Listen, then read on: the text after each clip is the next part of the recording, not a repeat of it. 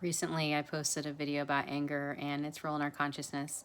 And someone commented saying they always thought anger was just covering up sadness, that underneath it, there's always grief.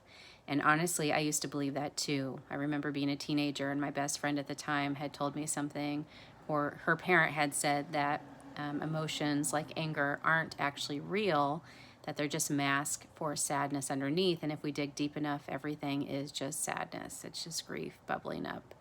And while I still agree with that to a point, I think what I would gently challenge is this. So, yes, grief and sorrow are often underneath our anger. But that doesn't mean that anger isn't real. It doesn't mean it's not valuable. Anger is a very distinct part of our emotional landscape. It's sharp, it's glaring, you could even call it red.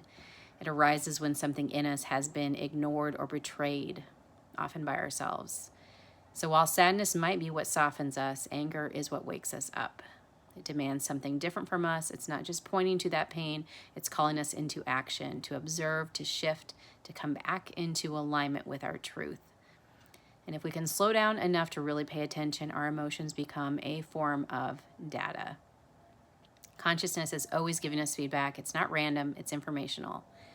Anger, sadness, fear, they are barometers. They are not problems. And when we become more observant of our inner world instead of reactive to it, we start to see the message underneath those feelings. Because at the end of the day, it's never really about that other person. They may trigger it, but the truth is they activate what is already inside of us. This is the mirror work that I talk about often. Life constantly mirrors back what needs to be seen, acknowledged, or healed.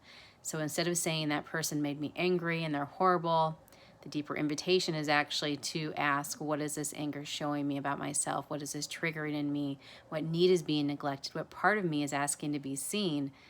It's not about punishing. It's not about blaming. It's not about retaliating. It's not about revenge. It's about getting curious.